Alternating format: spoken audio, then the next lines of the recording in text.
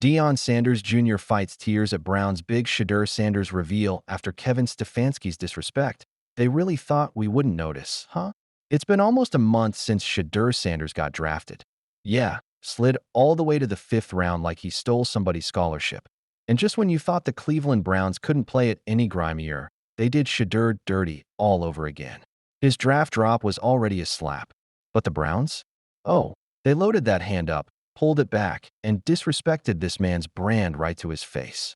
And now, we got video proof of Deion Sanders Jr. trying not to break down at the rookie premiere reveal. No lie, man looked like he was seconds from tearing up, and it wasn't just pride. Earlier this month, the Browns, in their true fashion, gave the number 2 jersey to DeAndre Carter, a journeyman wideout who's been on 6 teams and never once rocked the number 2. Not in high school, not in Pop Warner, not even in Madden. But now suddenly he's Mr. 2? Meanwhile, Shadur, who literally built his whole identity around it, gets handed number 12 like it's some random practice squad drip. Boog, Shedur's unofficial mouthpiece, wasn't having it. Called it disrespectful. And honestly, he wasn't wrong. Fast forward to May 20th. The rookie premiere event in LA goes down, and Fanatics Plus NFLPA unveil the official rookie jerseys. Deion Sanders Jr. pulls up with the cam, recording for well-off media. He's all smiles seeing Travis Hunter's Jaguars jersey and even checks out Dillon Gabriel's Browns kit. But when he gets to Shedeur's, boom, there it is. That number 12 hits like a punch in the gut. Deion Jr. stops, stares, voice cracking. There it is. That's a beautiful thing, man. This made me want to cry. Bro, I ain't gonna lie to you, man. Beautiful thing, man. Man was caught in that weird space between heartbreak and proud big brother energy. 'Cause yeah, Shedeur made the league. But they did his image dirty. Let's talk facts before feelings. Shedeur Sanders is the brand. He's too legendary. That number isn't random. He made number 2 iconic during his Colorado run. And while folks doubted him on the field, off the field, man was clocking major nil dollars, pushing merch like Supreme in its prime. Nike, Google, Mercedes-Benz, KFC. Yup, that KFC. Lined up to do business with a 23-year-old college QB who knew how to market himself. Shedeur Sanders ran a podcast, dropped exclusive gear, and had $5.1 million in endorsement deals before ever taking an NFL snap. Still, Shedeur isn't folding. He's already flipping this number 12 thing into motivation. On a school visit recently, he told some kids, "My goal is to bring a Super Bowl to Cleveland." That's a heavy statement, especially for a team that's been allergic to confetti since the Eisenhower era. But Shedeur got that dog in him. The jersey might have changed, but the mission remains the same. Super Bowl. Shedeur Sanders keeps it real about Dillon Gabriel. Jealousy in the locker room? Now, just when you thought the jersey saga was the only drama in Cleveland, cue the QB room tension. The Browns went and drafted 2 rookie quarterbacks, Dillon Gabriel in the 3rd round and Shedeur Sanders in the 5th. That's not a depth move. That's a full-on battle royale with clipboards. The Browns already had Joe Flacco, Kenny Pickett, and a mystery man named Deshaun Watson on the books. So drafting 2 more gunslingers? Somebody's getting cut. And while the media is trying to stir up some locker room beef headlines, Shedeur isn't playing into it. Everything's been cool, Shedeur told sportscasting.com. He's a cool person. I like how he handles situations, especially just the negative media that's coming his way. Respectfully, that's a diplomatic answer from a man who knows the game. But you can't ignore what happened at rookie minicamp. Browns beat guy Zach Jackson said it loud on the ultimate Cleveland sports show. It's just throwing the ball, and it's not close. It's Shedeur Sanders. He repeated it just to make sure we heard it. It's not close. Yeah, we heard it loud and clear. Still, some insiders weren't ready to crown Shedeur just yet. Tony Grossi, another Browns insider, said he liked what he saw from Gabriel. I thought both days Dillon Gabriel looked a little bit better. He throws a tight spiral. He throws a beautiful ball. He's very assertive, knows the pocket. Translation?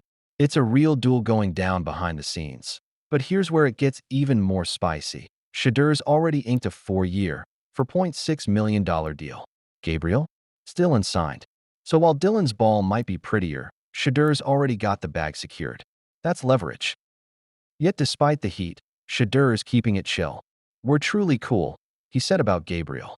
And honestly, maybe that's the most dangerous version of Shedeur, calm, focused, and feeling like he's got something to prove. Because if we're being real, the man shouldn't have slipped to the fifth. He shouldn't have lost number 2, and he shouldn't be battling for a depth spot like he's some random Mac school backup.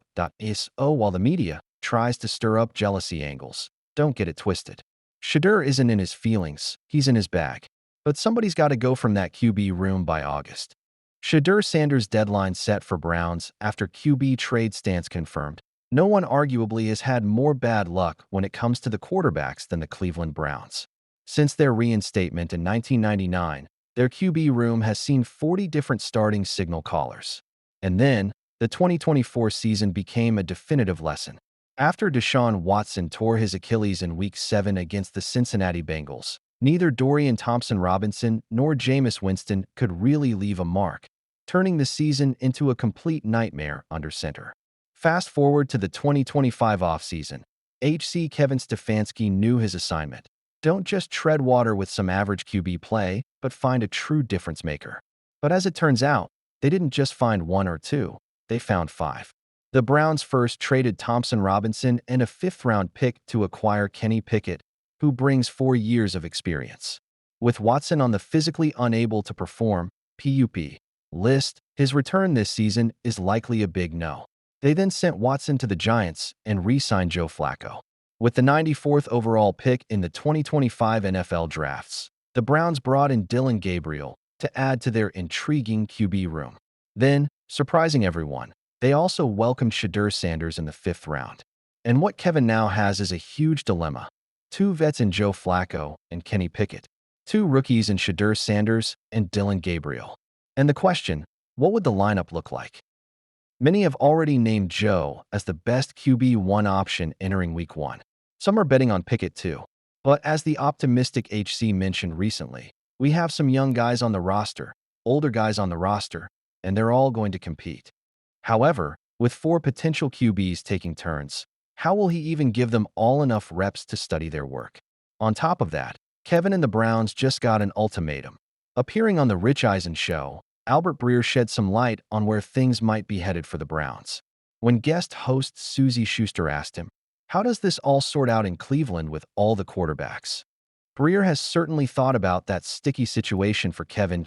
I would say over the next 5 weeks they've got to get a good read on what's going to happen in training camp.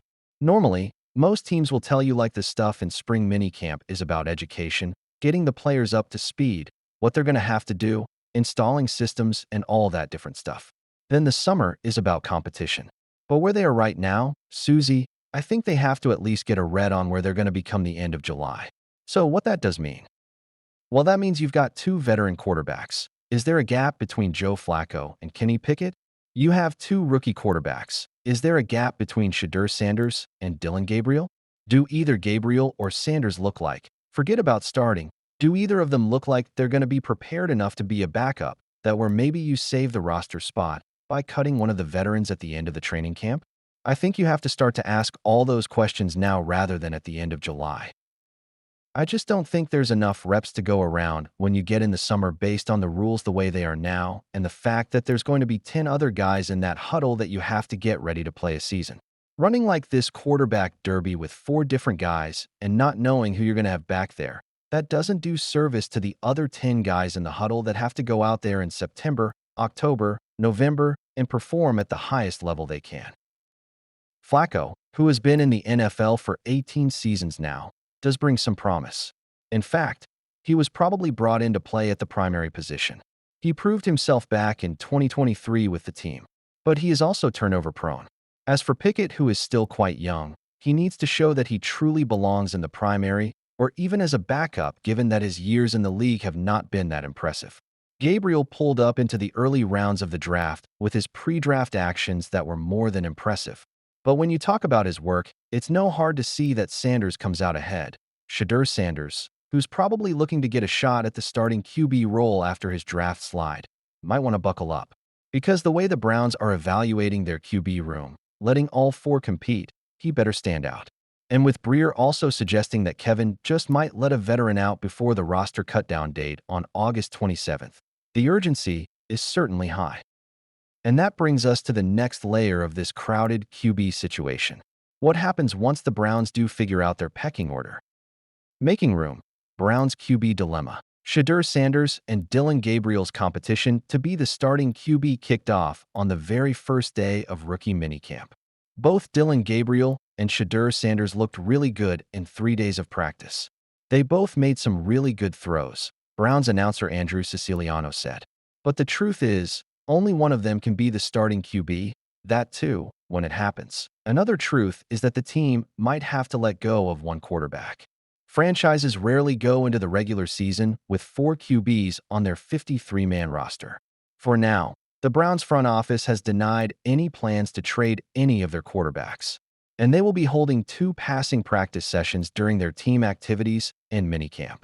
But NFL insider for Cleveland.com, Mary Kay Cabot, thinks that might not be true for long. Cabot recently covered the Browns' rookie minicamp and their QB competition situation. According to Mary, the Browns have no plans to trade any of their quarterbacks at this point. They're intent on conducting this 4-way quarterback competition and having the QBs bring out the best in each other.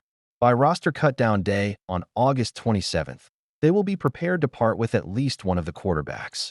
Which one will be determined by the competition and how their depth chart order shakes out, Cabot reported as so.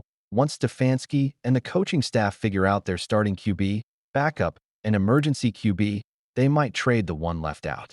The Browns front office will most likely choose to trade the 4th QB. So, who's going to be the odd one out in the Cleveland QB room? Well, we'll most likely get an answer to that by August.